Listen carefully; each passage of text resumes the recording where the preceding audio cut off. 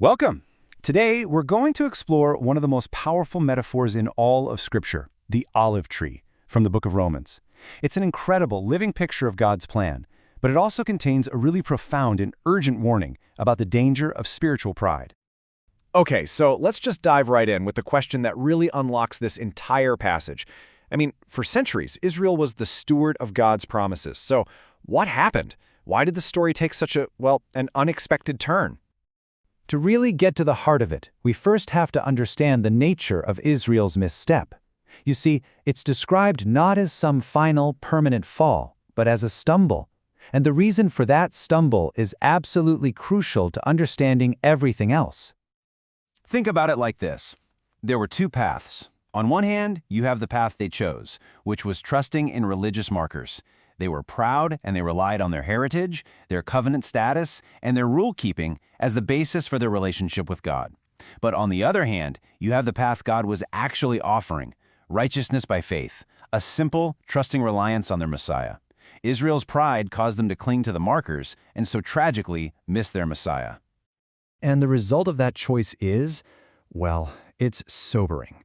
Because of that corporate pride and unbelief, they were temporarily broken off from the olive tree, which represents all the promises of God. Just imagine a branch being snapped off from its life-giving trunk. That is the picture we're given here. But right in this moment of severance, God does something completely astonishing. This breaking off actually creates an opening, an invitation for the entire non-Jewish world, the Gentiles, to be brought right into the middle of the story. So the promise of righteousness was now extended to the Gentiles. But here's the key. It wasn't because they had earned it or were somehow superior. It was a pure act of grace. And what is grace? It's an unearned gift, given simply because the giver is good. The Gentiles weren't chosen because they were better. They were chosen because God is just that gracious. And here we can see the three simple steps of this incredible grafting process. First, a wild, unfruitful branch that represents the Gentiles is chosen. Then, it's carefully joined to the cultivated root of God's promises. And once it's connected, it starts to receive new life and nourishment that it could never, ever have produced on its own. But this amazing inclusion comes with a really critical pivot in the passage. You see, the Apostle Paul, after explaining this amazing work of grace, now delivers an urgent and very direct warning to these newly grafted in branches. And the warning, right there in Romans chapter 11, verse 20, is so clear and direct. Do not be arrogant, but stand in awe.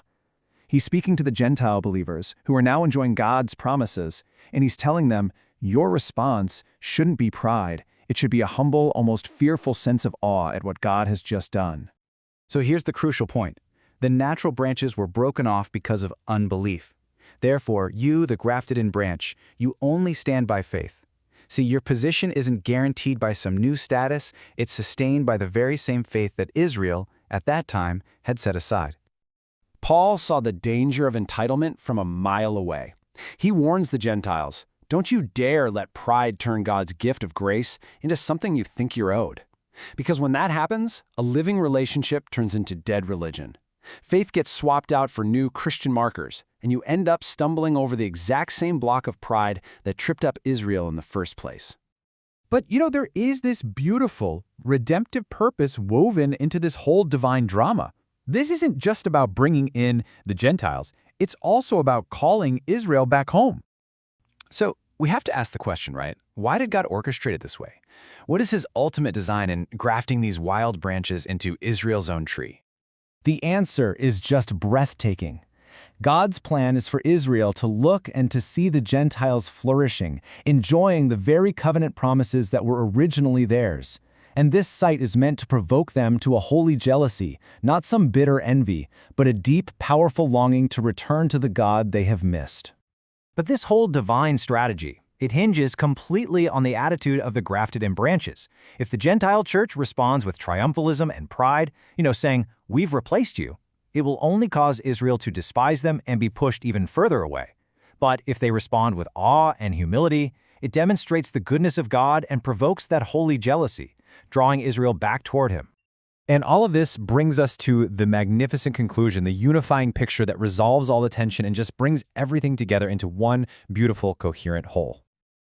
So here it is, the ultimate takeaway.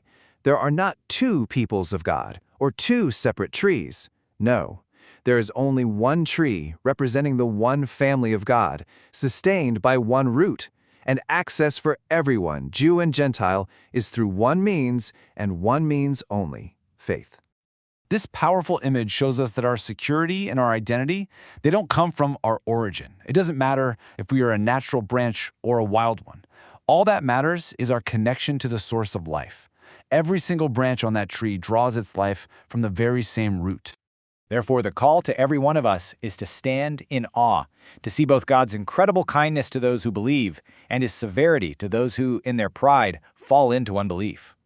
We have to remember that our place in His family is a gift, received only by grace through faith in Jesus Christ, who is the true root of the tree and the one who gives life to all who are joined to Him.